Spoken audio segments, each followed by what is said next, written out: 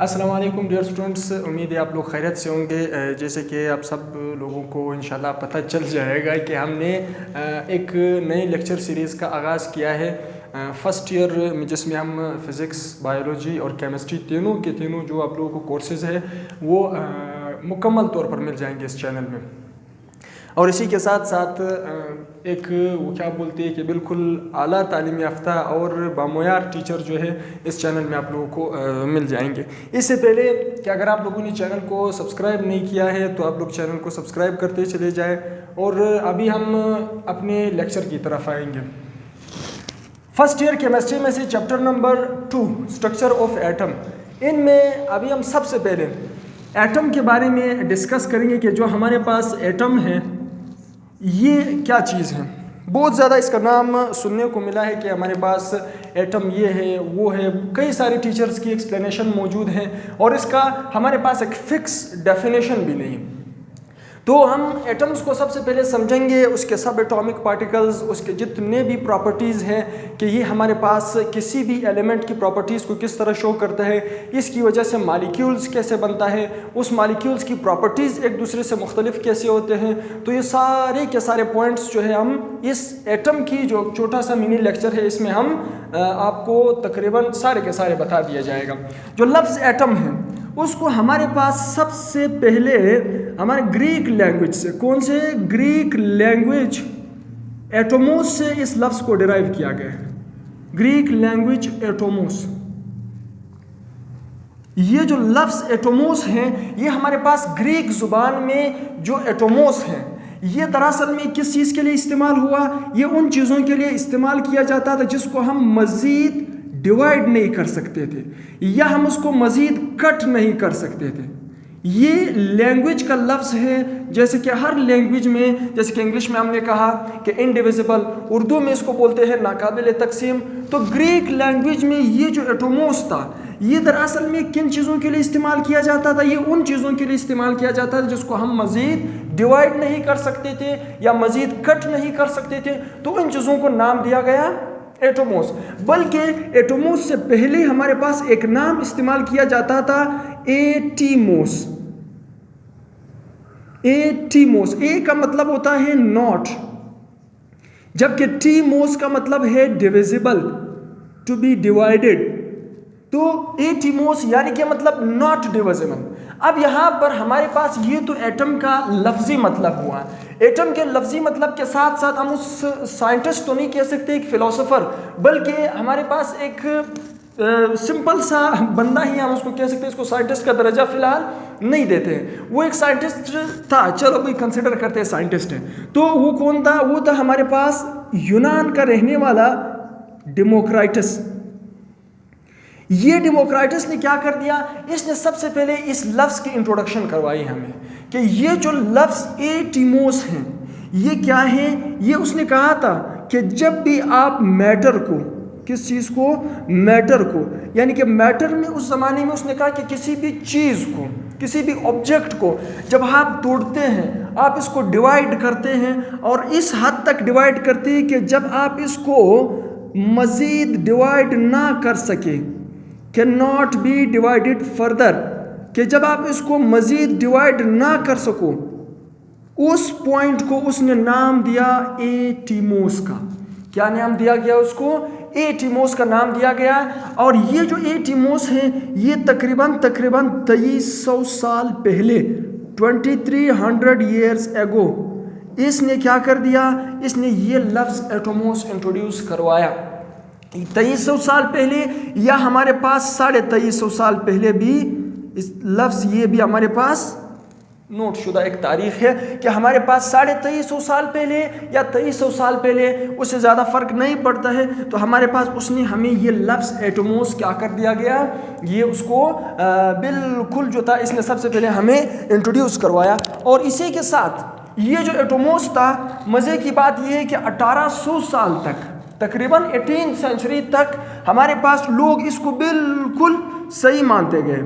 यानी कि till 18th century, 1800 या 1700 के आसपास हमारे पास जो साइंटिस्ट थे इसको क्या कर दिया गया, इसको बिल्कुल सही मानते गए, verified as correct statement. As correct statement. यानी कि साइंटिस्ट क्या कहा करते थे, साइंटिस्ट ने बोला था कि यानी बिल्कुल जो डेमोक्रिटस ने बोला है कि एटम, या फॉर एग्जांपल एटिमोस का नाम जो उसने दिया मैटर के सबसे छोटे यूनिट को, तो 18th सेंचुरी 1800 साल तक यानी कि 1800 ईयर्स तक हमारे पास साइंटिस्ट इसको क्या करते गए, इसको बिल्कुल सही मानते गए कि ये हमारे पास क्या है, ये बिल्कुल सही। 1800 साल तक साइंटिस्ट उसको क्या मानते गए, बिल्कुल सही मानते गए। लेकिन बाद में 18th सेंचुरी में हमारे पास एक दूसरा साइंटिस्ट आया, जॉन डाल्टन। जॉन डाल्टन ने भी हमारे पास क्या कर दिया, इसने भी तकरीबन जो डेमोक्रिटस था उसके पॉइंट को ही हमें थोड़ा मॉडिफाई करके दे दिया, यानी कि उसको एक थ्योरी का शक्ल दिया, एटॉमिक थ्योरी। जो एटॉमिक थ्योरी उसने पेश किया, उसने क्या बोला उस थ्योरी में, उसने ये बात किया कि अगर हम फॉर एग्जांपल एक मैटर है उसको जब हम कट करते चले जाएंगे, उसको हम तोड़ते चले जाएंगे, उसको हम मज़ीद डिवाइड करते चले जाएंगे, तो ये हमारे पास आकर के एक सिंपल यूनिट पर रुक जाता है, स्टॉप हो जाता है, जिसको हम नाम देते हैं यहाँ पर एटोमोस नहीं, एटम कहा गया। क्या कहा गया यहाँ पर, एटम का लफ्ज़। फिर हमारे पास एटोमोस, एटिमोस से एटोमोस, एटोमोस से फिर एटम में कन्वर्ट हुआ। तो ये भी हमारे पास जॉन डाल्टन का, वैसे तो पूरी थ्योरी है, यहाँ पर हम सिर्फ एटॉमिक जो लफ्ज़ एटम है उसकी इंट्रोडक्शन करवा रहे हैं। जॉन डाल्टन की पूरी जो हमारे पास डिटेल्ड थ्योरी मौजूद है। तो उसने भी क्या कहा, उसने एटम का लफ्ज़ यहाँ पर यूज़ किया गया। लेकिन बाद में इसी 18th सेंचुरी में जब साइंटिस्ट ने मज़ीद एटम पर एक्सपेरिमेंट शुरू कर दिए, तो उसको क्या मिला, ये जो लफ्ज़ इनडिविजिबल है या अनकटेबल लफ्ज़ है, ये थोड़ा इनको गलत लगा। क्यों गलत लगा, क्योंकि जो एटम है वो एटम हमारे पास मज़ीद भी डिवाइड हो सकता था उनके सब एटॉमिक पार्टिकल्स में। सब एटॉमिक पार्टिकल्स में डिवाइड करने से पहले हम एटम का एक सिंपल सा डेफिनेशन लिखेंगे कि हमारे पास एटम हम होता क्या है, इसके डेफिनेशन हम कैसे लिखेंगे। तो जो एटम का डेफिनेशन है वो हमारे पास क्या है, यहाँ पर देख लो,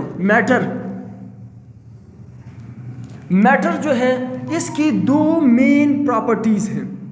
वो दो मेन प्रॉपर्टीज़ क्या है, वो दो मेन प्रॉपर्टीज़ ये है कि ये जगह घेरते हैं, ये स्पेस ऑक्यूपाई करते हैं, और दूसरा इसका अपने पास क्या है, हैविंग मास, इसका वजन है, इसका मास है, और ये हमारे पास जगह घेरते हैं। इसकी दो प्रॉपर्टीज़ है। तो डेफिनेशन में ये हमारे पास मस्ट है कि एटम जो है इज द स्मॉलेस्ट। यहां पर हमारे पास अक्सर टीचर नजर आते हैं, वहां पर क्या कह देते हैं, बोलते थे कि it is the smallest particle of matter. ये स्टेटमेंट इसको ऐसा नोट कर रहे थे। लेकिन यहां पर स्मॉलेस्ट पार्टिकल हम नहीं कह सकते हैं। क्यों? क्योंकि एटम, मैटर के जो स्मॉलेस्ट पार्टिकल है वो तो मजीद हम एटम को डिवाइड भी कर सकते हैं, इलेक्ट्रॉन्स में, प्रोटॉन्स में, सब एटॉमिक पार्टिकल्स में। तो स्मॉलेस्ट पार्टिकल हम नहीं, हाँ इसको एक यूनिट हम कह सकते हैं कि atom is the smallest unit of matter. ये हमारे पास क्या है, स्मॉलेस्ट यूनिट ऑफ मैटर है, जो कि विच can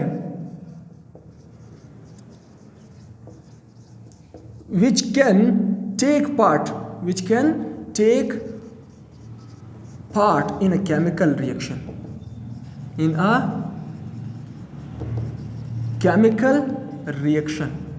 जो कि केमिकल रिएक्शन में हिस्सा ले सकता है और एलिमेंट की या मैटर की तमाम के तमाम प्रॉपर्टीज को शो कर सकता है। And show all the properties of matter और element, and show all the properties of element. और हमारे पास क्या चीज़ है, ये हमारे पास एलिमेंट की तमाम के तमाम प्रॉपर्टीज़ को क्या कर देता है, जाहिर कर देता है, शो कर सकता है। यानी कि हमारे पास एक सोडियम है, ये एक एटम है या एक मेटल है, तो ये क्या करेगा, ये जब हमारे पास रिएक्शन में हिस्सा लेगा, फॉर एग्जांपल ये क्लोरीन के साथ मिल गया, सोडियम है, एक एलिमेंट है, या एलिमेंट्स पर हमारे पास जो आइडेंटिकल एटम्स होते हैं वो एलिमेंट बनाते हैं, तो हम इसे एक एटम निकाल देते हैं। तो फॉर एग्जांपल एक सोडियम को हमने क्लोराइड के साथ मिला दिया तो इसने क्या बनाया, इसने हमें नमक दे दिया, इसने हमें सोडियम क्लोराइड दे दिया। अब ठीक है, लेकिन ये जो सोडियम है ये अपना आइडेंटिटी 100% लूज नहीं करेगा, 100% ख़त्म नहीं करेगा। यही सोडियम है कि जब हम फिर इससे क्लोरीन से अलग करेंगे तो पहले जैसे मौजूद था वो क्या करेगा, उसी फॉर्म में आ जाएगा, उसी शक्ल में आ जाएगा, उसी प्रॉपर्टीज़ में आ जाएगा। तो इस वजह से हाँ, कंपाउंड में थोड़ी इनकी प्रॉपर्टीज़ इधर से उधर हो जाती है, क्योंकि कंपाउंड में हमारे पास यही सोडियम है। इसको जब आप पानी के साथ क्या करते हैं, ट्रीट करते हैं, तो ये बिल्कुल एक्सप्लोसिव एलिमेंट है। क्लोरीन भी हमारे पास इसी तरह है, लेकिन इन दोनों को जब हम आपस में मिलाते हैं तो नमक बन जाता है, जबकि नमक कितना फिर हमारे पास एक्सप्लोसिव नहीं है। लेकिन इसको जब आप कंपाउंड फॉर्म में इसकी प्रॉपर्टीज थोड़ी चेंज होती हैं, लेकिन कंपाउंड से अगर आप वापस एलिमेंट फॉर्म में लाते हैं तो ये वापस अपनी प्रॉपर्टीज रिटेन कर देते हैं, गेन कर देते हैं। तो इस वजह से हमारे पास, लेकिन ये एटम जो है कभी कभार sometimes it does not take part in a chemical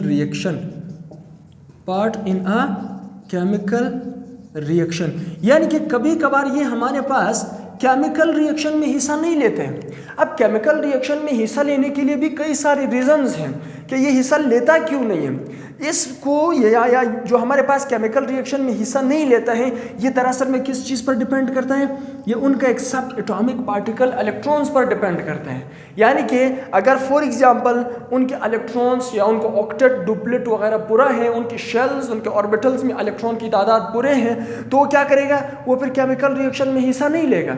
जैसे कि हमारे पास है नोबल एलिमेंट्स या नोबल गैसेस, ग्रुप 18 के जो हमारे पास एलिमेंट्स हैं या ग्रुप 18 के जो गैसेस हैं, ये नोबल गैसेस हैं, ये केमिकल रिएक्शन में हिस्सा नहीं लेते। क्यों नहीं लेते हैं? क्योंकि इनको ज़रूरत ही नहीं है, उनके अपने इलेक्ट्रॉन्स 100% सेटिस्फाइड है, उनकी शेल सेटिस्फाइड है। तो इस वजह से ये क्या करेगा, ये केमिकल रिएक्शन में हिस्सा नहीं लेगा।